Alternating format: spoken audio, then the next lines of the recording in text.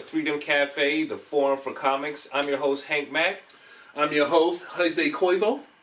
A.K.A. Jimmy C, A.K.A. Stephen Richardson. A.K.A. James Coleman. A.K.A. Pablo Chacon. We don't know who he's going to be today, ladies and gentlemen. And Big Sexy. All right, let's get it done. All right, well, we're going into it. This is our X-Men Spectacular. That's right. This is for you, Morph. That's right. Shout out to all the folks who used to watch X-Men back in the 90s. One of my favorite series of all time. Definitely. Great show. Introduced me to comics. Definitely. Nice. Please. I think for me, it was the Super Friends who introduced me to comics. But to go off your point with the X-Men back in the 90s when they used to come on Fox. Yeah, Fox. Man, the Fox lineup, it used to be that and then Batman the Animated Series. Yeah, yes. Was Amazing Spider-Man there too? Or? Yes, it was. On Saturdays. Saturdays, yeah. And then there was a special where they did the X-Men Phoenix Saga where they actually played it at like 8 o'clock. Oh yeah, I love that whole Shiar run, dude. Loved it. Man, now we're dating ourselves. But anyway. Let's go back in, ladies and gentlemen. We're not going to hold you back any longer. Like I said, this is our X-Men Spectacular special. We've got some great comics here. James, why don't you go into some of the comics that you have right now? Okay, we're going to go into the new run, the X-Men. It's called the Uncanny X-Men. This is the number one. This is done by Scotty Lang. This is a Scotty Lang variant. All right, that's just the artwork. And it's actually a pretty good series. I think you should check it out. It shows the direction of the X-Men's way they're going and the new problems they're having in the modern era. I love how they incorporate social media in it, showing how Twitter, Facebook actually, affects the world around us. It's a pretty good series. You should definitely check it out. I bought my two favorites. This is number one. This is Scotty Lang. He's the artist of this one. And this is my other favorite, Storm. I love it. I love black heroine superheroes. I love heroine superheroes in general, especially ones who don't cater to the norms. And I think Storm is definitely one of those heroes, even though she divorced T'Challa, but we're not going to talk about that in a different episode. But because T'Challa was acting crazy. But anyway, all right, so, Hank, what about the ones you have, Hank? So I've got another Uncanny X-Men number one run. This is done by, and I want to make sure I get his name correct before we shout him out, because I think he did two of these. So this is by Mahmoud Azar. If I mess that up, I apologize. If you butcher the name, please don't flame us. Or do flame us. Let us know. Let us know. But with this particular variant, what I like about this one is actually front and back. I'm not going to take it out of the case, but you're going to see the graphic on screen. The graphic should be on screen right now, ladies and gentlemen. You're going to see that it's front and back. Uncanny X-Men, where you've got everybody on here, from the Banshee to Colossus, old school Cyclops, Storm, the verse run of Wolverine where he's got on the yellow suit. Let's see, we even got the Phoenix on there, and on the back you've got Nightcrawler and a couple other X-Men on the back. And this Uncanny X-Men number one, this is another good variant done by the same artist. Right now I think this is actually going up in price, this number one. Oh, it is? Yes, okay, cool. I got it for like $5. But right now, if you go online, ladies and gentlemen, you could probably find a copy for like $20 right now. So if you can find a copy for $5, I definitely recommend you go ahead and picking this up. I believe in this particular Uncanny X-Men series, they jumped straight into the Phoenix, which brings me to my next point. The Dark Phoenix Saga looks like it's going to be the next movie that's going to be coming out by 20th Century Fox. Okay. James C., what are your thoughts on that? First of all, that I don't really want to talk about what Fox has pushed the X-Men series. We're not going to go over the Wolverine. Oh my God! Let's go into Wolverine origins. We know we don't need to go in Wolverine origins. That was garbage. But back to what Hank says. Okay, don't get me wrong, guys. I like First Class.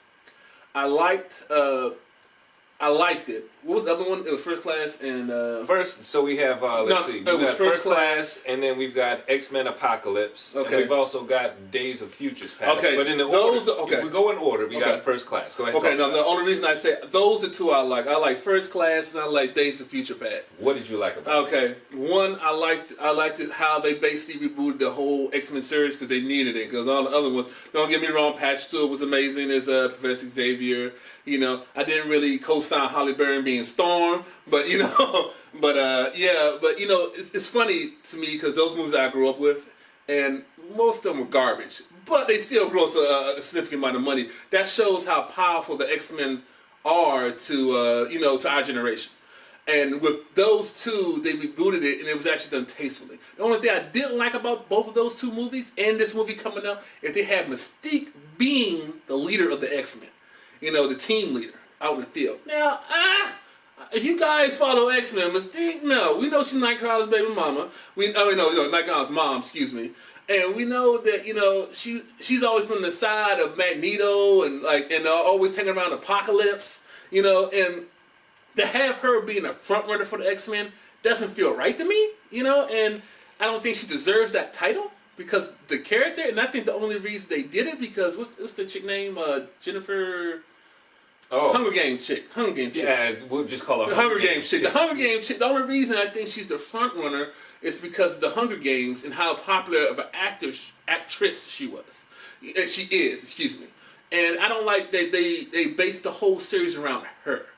Now, and if they're going to do that with the Rise of Dark Phoenix saga, yeah, we'll see what happens. But what I've seen so far, I can say from the teasers and the trailer, they did hit the fact that, the friction that Xavier gets with the X-Men and during the series and the run, how he keeps things from people because he feels he's doing it for the good of the whole unit, how he hides, Jean Grey's powers, how, he actually manipulates Magneto a couple times. You guys seen in the comic book, and and how that Magneto calls him on his bullshit. You can't say you're helping somebody but not telling them their full potential. That's the points Magneto hit, and I like that they're hitting those in the movie.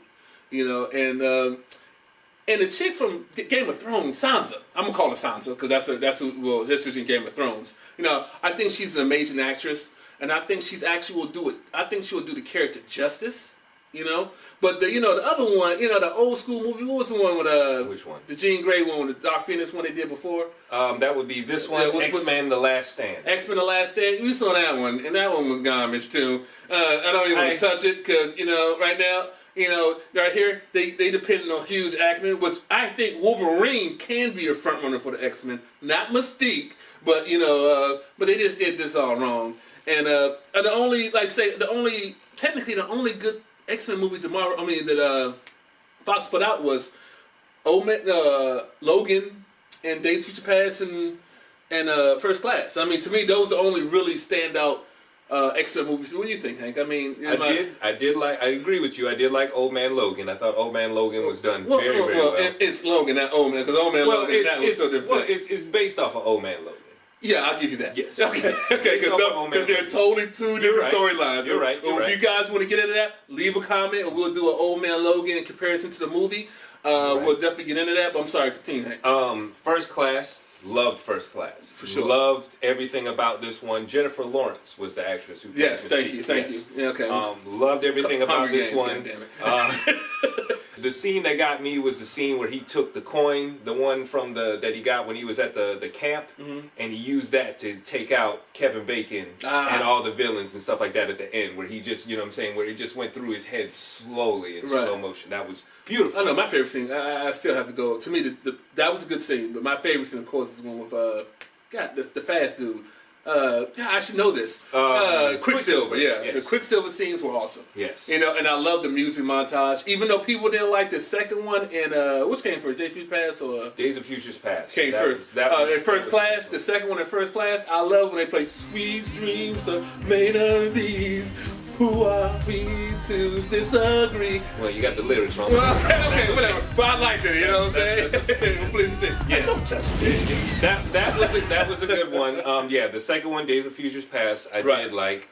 Let's see, X-Men Apocalypse. I wasn't really feeling that one all that much. I wasn't even. Like I said, this one, I feel like they were trying to go the last stand route, where they were just like, why don't we just throw a whole bunch of mutants in here and see how much money we can make? Yeah. Because it didn't make sense to me to have, these rest of mutants in there, not keep it. Well, they had to have the 4 Horsemen of the Apocalypse. They had to have that. But to me, I think they should have stayed true to the story, Have them corrupt Wolverine. Have them get Angel, have him corrupt Angel. I think that would. He did have the Angel. He didn't do it too. He did it right. You know, No, I agree. Yeah. I wish Right. it was. Yeah. I wish it was done, more towards the true, the true vision of. I think that would have been a better. I say this to me could like X-Men Apocalypse could be the awesome trilogy, just like how Marvel did it, dude. If they just fucking like this, his recruitment alone was a fucking amazing in the comic books. If they just did his recruitment first, then do another section after that, another section after that, they can figure that out. That's not my job. But anyway, I just think it's like he said they put too much in one movie. Please continue. I'm sorry. Let's see. Let's go back. Let's go back a little bit. I want to talk a little bit about the X-Men #1 now. What brings some kind of memory to me about this one is that this was the first movie that I saw when I got out of boot camp. Oh, I didn't even know this movie was coming out. Like I had heard rumors and heard rumblings, but what was it, around like May or June or something like that. So no. So it had to be like July. So what stood out in the movie about you? What did it stood out to So I will give this one credit.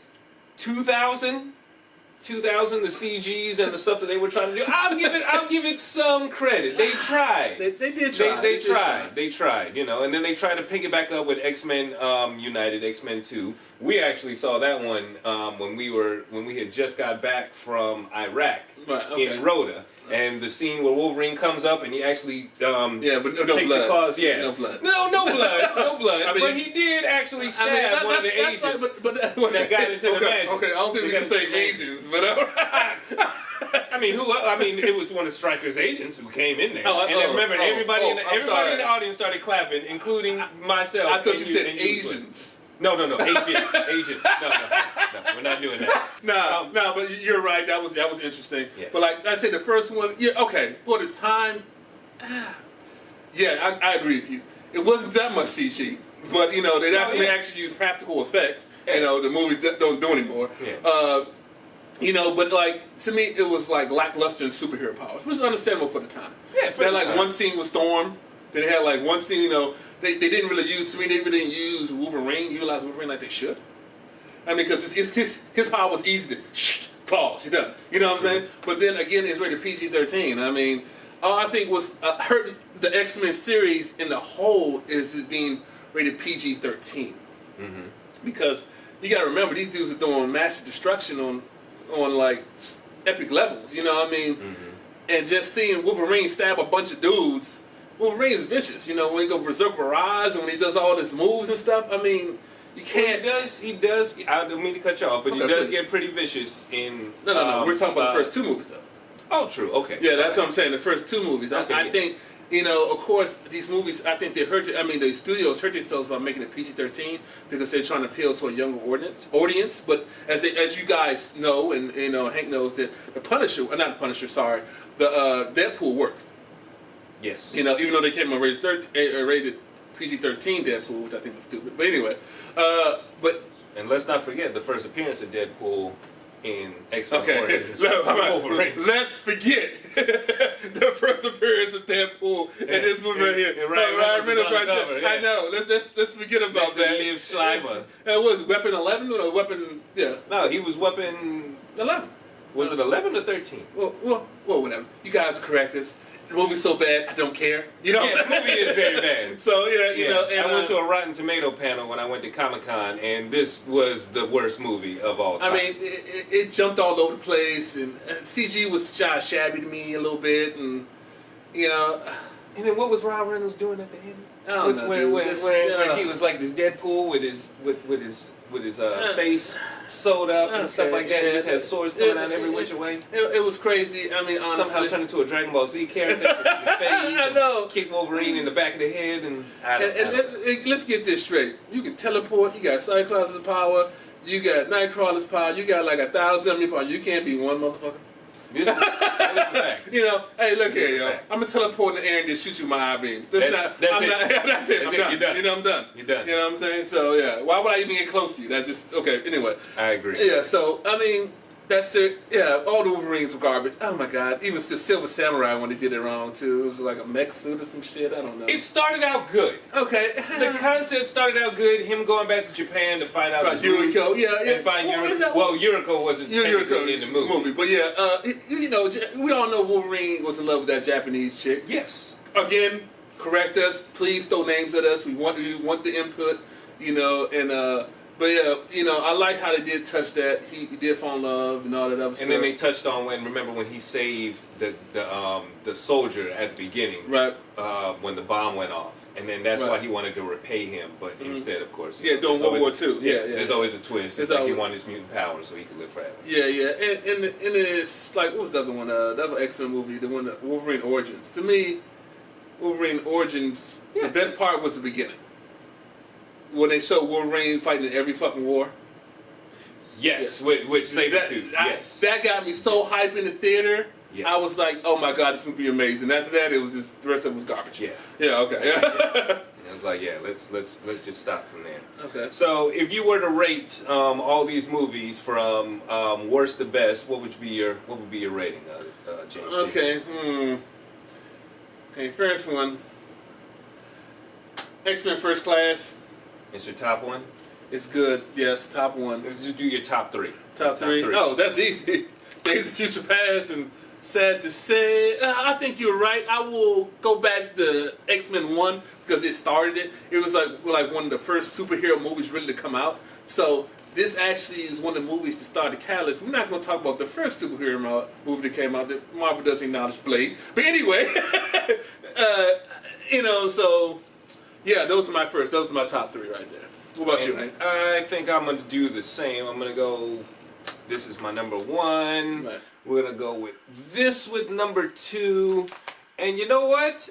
I'm going to switch it up a little bit, and I'm going to say this one for number three. You like the second one? This has some good moments. There are some good moments that I really liked in this one. This, like I said, especially the time when Wolverine stabs the agent, and also when the parents of the Blackbird. I love planes, so I really do like this one. Blackbird, yeah, definitely. And I will give a special shout out to this one right here. The scene where Wolverine actually gets his adamantium bones, I do like that. Where he comes out and then he But just he takes doesn't out even have everybody. the, like... But Where he takes out everybody inside of the lab. But he doesn't have was that, fresh. that robot helmet and all that shit. He didn't even have this Oh, well, yeah. Well, Fox is like, we don't have the budget for that. But they did it in Apocalypse. Yeah, that's what I'm saying. So they made up for it. So okay, all right. Well, folks, that is our X-Men Spectacular. Anything else you want to point out? And I think on that note, we're just going to end it right there. Again, I'm Hank Mack. James Coleman. Thank you guys again for watching. Make sure you subscribe, check us out, and make sure you come and see us at the cons that are coming up. Please leave comments in the forum. Go to bed, man. We definitely want to input. We would definitely like to discussing about all this shit. It's comics. We love it. So please come at us. All right. Till next time. Bye.